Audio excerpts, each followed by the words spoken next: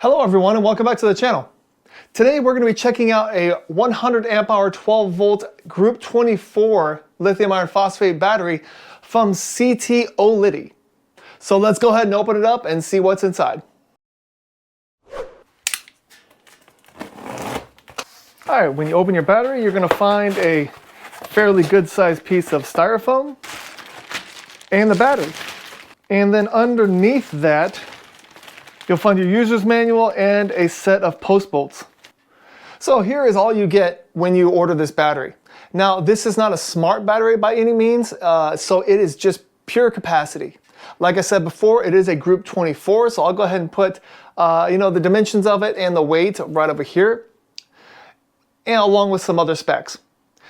In those specs you can see that it can do 100 amps of continuous discharge, which is a 1 C rate, and it can also charge at a 0.5 C rate or 50 amps. Now when you receive your battery, the first thing you should always do is check the terminal connections for voltage. You're going to want to see a voltage of about 13.1 volts. So let's go ahead and test it now. And our voltage is 13.16. That is perfect right out of the box. The next thing you'll want to do is charge your battery up all the way to 100% using a proper lithium iron phosphate charger. And make sure that you're keeping it within the specs of the battery itself. You can use up to a 50 amp charger with this battery, but I'm going to go ahead and use a 20 amp charger, which should take about 3 hours. And then after that, if you do have the means, go ahead and do a discharge test, making sure that you have the capacity that you paid for. We'll go ahead and do that and I'll give you the results. Alright, well the capacity test is done for the CTOlity 12.8 volt 100 amp hour lithium iron phosphate battery. And here are the results.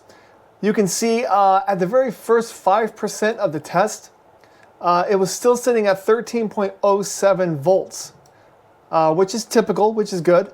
And then at the very end of the curve, at the, let's just say between the 90th and the 95th percentile of the test, we were sitting at 12.48 volts, and this was at 92.88 amp hours. Now if you say 95%, it does drop down to, it looks like 12.27, and that is 98.26 amp hours of the test. So a very, very solid voltage curve on the discharge. If you look down at the bottom, you can see a total capacity of 103.95 amp hours. And what I like is the average voltage of this test was 12.82. So right at that 12.8 average, which we want. So I would say this passed my test just fine. So next we're going to go ahead and crack open this case, and we're going to do the high amperage test and hopefully be able to do a low temperature discharge test while it's open to see what the wiring does with a thermal camera. Okay, so this case by far was actually the easiest case I've ever opened. Usually I just cut these off because I cannot get the technique down, but this one, just use a couple of screwdrivers and a hammer, clapped at it, and it just is popping right off. So let's go ahead and pop it off the rest of the way, and you can see with me what we're looking at.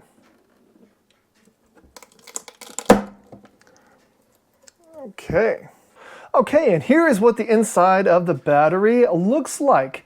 We have a 6 gauge positive right here, and when it comes to the negative, we have, I'm not really sure what size that is. It almost looks like a 10 gauge wire.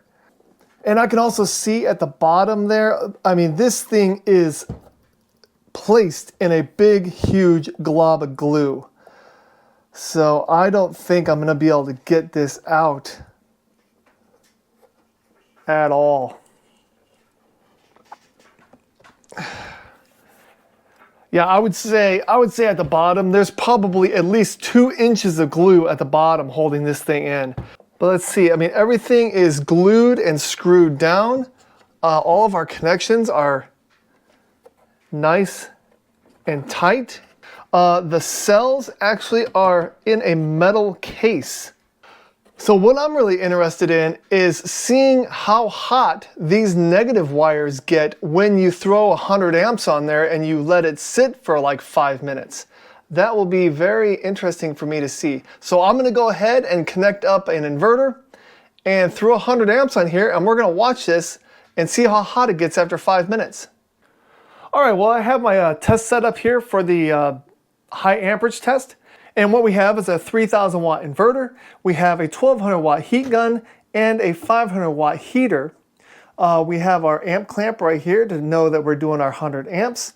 And we also have a timer, so we're gonna run it for 5 minutes and we're gonna see how hot the internals of the battery get. Just for reference, here is what the temperature of the battery is currently. You can see that the internals of the battery are right around 70 to 75 degrees. That wiring looks to be around, about 69 to 70 degrees. So everything is roughly room temperature. I got the amp clamp turned on. Now I'm turning on the heat gun and pressing start.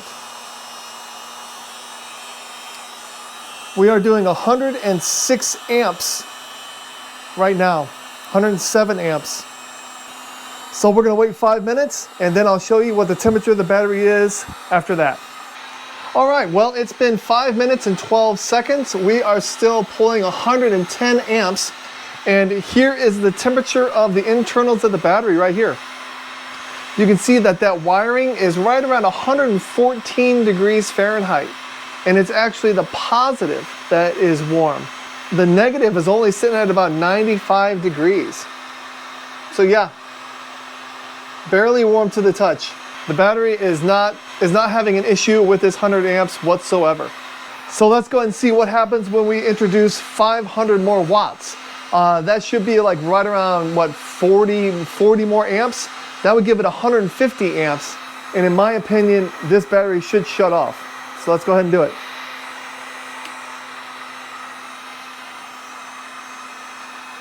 We got 150, 160 amps.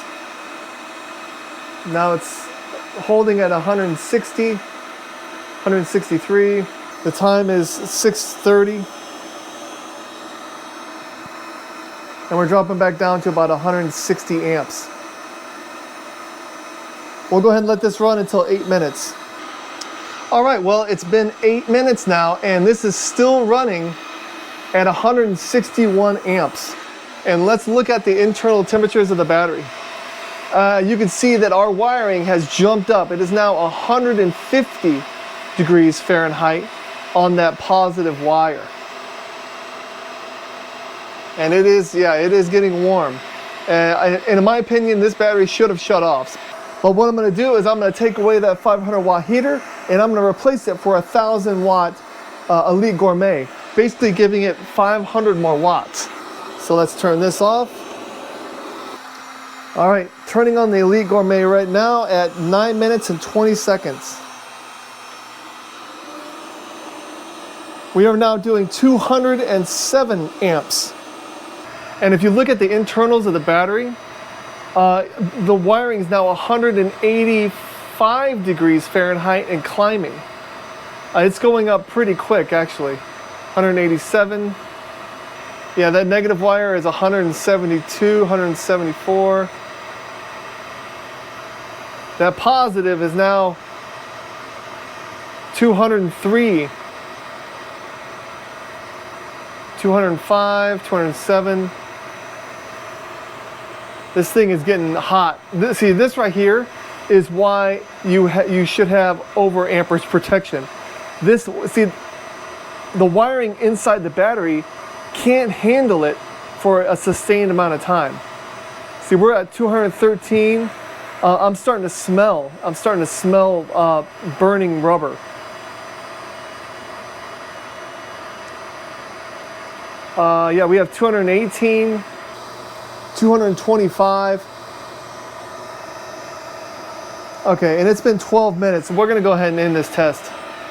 So I hope that really shows you that just because your battery can go over the recommended max amperage doesn't mean that you should. You know, when we're pushing 200 amps through this, the wiring inside the battery quickly rises, and it got up to 225 degrees. That's hot enough to boil water.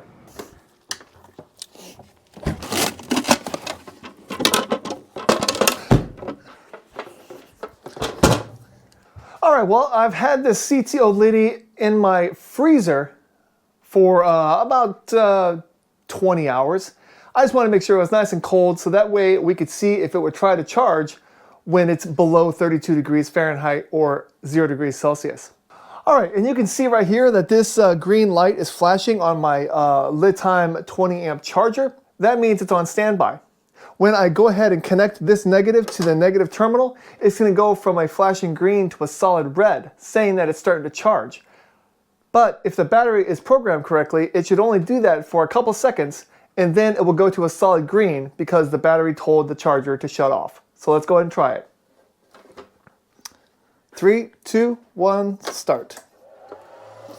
It's charging, and it disconnected. And that's exactly what you want your battery to do when it has low temperature charging protection and it's below 32 degrees Fahrenheit or 0 degrees Celsius. All right, so what are my thoughts on this CTOlity 12 volt 100 amp hour lithium iron phosphate battery? Well, the charging curve was perfect. It actually had an average of right at 12.8 volts. When I did my high amperage test, it did not pass. I put 200 amps in that and it ran it for a couple minutes, and that is way beyond what a 100 amp max continuous battery should do. So unfortunately, that's a fail. The way to alleviate that is to make sure you have a fuse or a circuit breaker on the line going from your battery bank to your inverter. When it comes to the cold temperature charging protection, it passed with flying colors. And when it comes to the internals of the battery, I believe that it was very well built. It was glued and screwed, which I like. All the connections were tight. The only concern I did have was the amount of glue that they used at the bottom. I believe it was a little too excessive, and it was actually covering up some of the cell connections. So just let me know in the comments if that is really a concern. So thank you so much for watching this video. If you have any questions about the CTOlity 12 volt 100 amp hour lithium iron phosphate battery, please go ahead and leave them in the comments.